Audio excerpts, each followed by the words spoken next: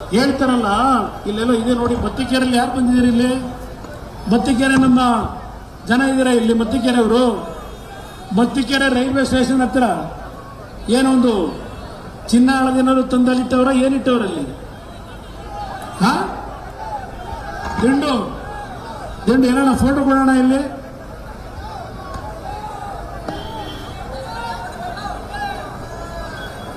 ಏನು ಚನ್ನಪಣ್ಣ ಉದ್ಧಾರ ಮಾಡಕ್ ಬಂದವ್ರೀಗ. ಚನ್ನಪಣ್ಣ ಉದ್ಧಾರ ಮಾಡಕ್ಕೆ ಮತ್ತಿಕೆರೆ ರೈಲ್ವೆ ಸ್ಟೇಷನ್ ದಿನ ರಾತ್ರಿ ಎಷ್ಟು ಹೋಯ್ತಾ ಇದೆ ಖಡಕ್ಪುರದಿಂದ? ಇದಕ್ಕೇನಾದ್ರೂ ಲೆಕ್ಕ ಇದೆಯಾ? ಬೆಂಗಳೂರಿನಲ್ಲಿ ಅಯ್ಯೋ ನಮ್ಮ ಶಿವಕುಮಾರ್ ಒಂದ್ಸಲ ಅಧಿಕಾರ ಹಿಡಿಬೇಕು, ಮುಖ್ಯಮಂತ್ರಿ ಇಡ್ಬೇಕಪ್ಪ ಅಂತ ಆಶೀರ್ವಾದ ಮಾಡಿದ್ರು. ಈಗ ಆಶೀರ್ವಾದ ಮಾಡಿದವು ಅಲ್ಲಿ ಬೆಂಗಳೂರಿನಲ್ಲಿ ನನ್ನ ಹತ್ರ ಬಂದಿದ್ರು. ಹಣ ಅವನ ಮನೆ ಹಾಳಾಗೋಗ ನಮ್ಮ ಜೀವನನೇ ಹಾಳು ಮಾಡ್ಬಿಟ್ಟ. ಇದೊಂದು ಬದುಕ ಇದು. ನನ್ನ ಬಗ್ಗೆ ಚರ್ಚೆ ಮಾಡ್ತೀರಾ? ತಯಾರಾಗಿದ್ದೇನೆ, ಪ್ರಾಮಾಣಿಕವಾಗಿದ್ದೇನೆ. ರಾಜಕೀಯ ಮಾಡಲಿಕ್ಕೆ ನಾವೇನು ಮನೆ ದುಡ್ಡು ತಂದಿಲ್ಲ. ರಾಜಕೀಯ ಮಾಡಬೇಕಾದ್ರೆ ಯಾರಿಗಾದ್ರೂ 4 ಜನಕ್ಕೆ ಬೇಡ್ತೀವಿ. ಹಾಗಂತ ಹೇಳಿ ಅಧಿಕಾರದಲ್ಲಿದ್ದಾಗ ನಮ್ಮ ಸಹಿಗಳನ್ನ ಮಾರಾಟಕ್ಕಿಟ್ಟು ರಾಜಕೀಯ ಮಾಡಿಲ್ಲ ಈ ಕುಮಾರಸ್ವಾಮಿ.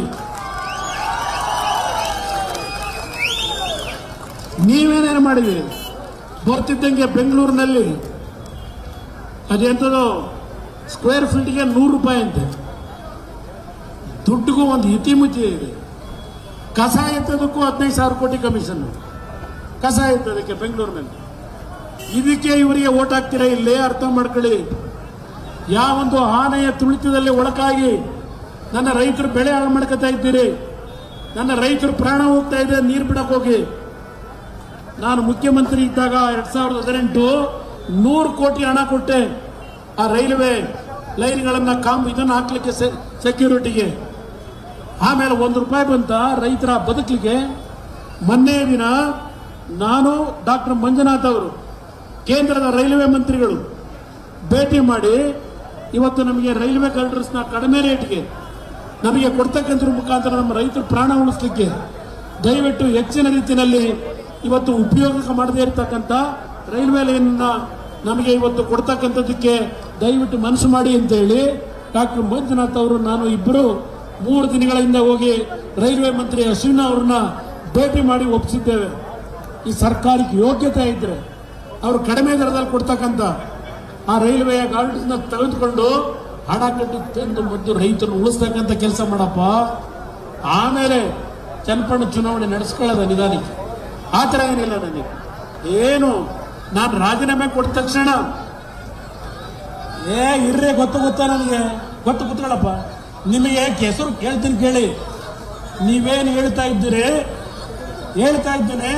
ನೀವು ಏನೇನು ಮಾಡ್ತಾ ಇದ್ದೀರಿ ಗೊತ್ತಿದೆ ನನಗೆ. ನೀವೇನೇನು ನಡೆಸಿದ್ದೀರಿ? ನಿನ್ನೆ ಬಿಜೆಪಿಯ ಪಕ್ಷದ ಬಾವುಟ ಇಟ್ಕೊಂಡು ಸಮಾನ ಮನಸ್ಕರ ಸಭೆ ಕರೀತೀರಾ? ನಿಮಗೆ ಪಕ್ಷದ ನೇತಿದೆಯಾ? ಗೊತ್ತಿದೆ ನನಗೆಲ್ಲ. ನಾನು ಎಲ್ಲಿದ್ರು ವಿಷಯ ಗೊತ್ತಾಗ್ತದೆ. ಅದೆಲ್ಲ ಇರಲಿ ಮಾತಾಡೋಣ. ನಾನು ಸೀಟನ್ನ ಕೊಡೋದು, ಸೀಟನ್ನ ಇಲ್ಲಿ ಯಡಿಯೂರಪ್ಪನವ್ರು ಕೂತಿದ್ದಾರೆ. ನಾವು ಈ ಪಕ್ಷ ಉಳಿಬೇಕು. ಎನ್ಡಿಎ ಪಕ್ಷದ ಅಭ್ಯರ್ಥಿ ಗೆಲ್ಲಬೇಕು. ಎನ್ಡಿಎ ಪಕ್ಷಕ್ಕೆ ಪ್ರಾಮಾಣಿಕತೆಯಿಂದ ಕೆಲಸ ಮಾಡಬೇಕು.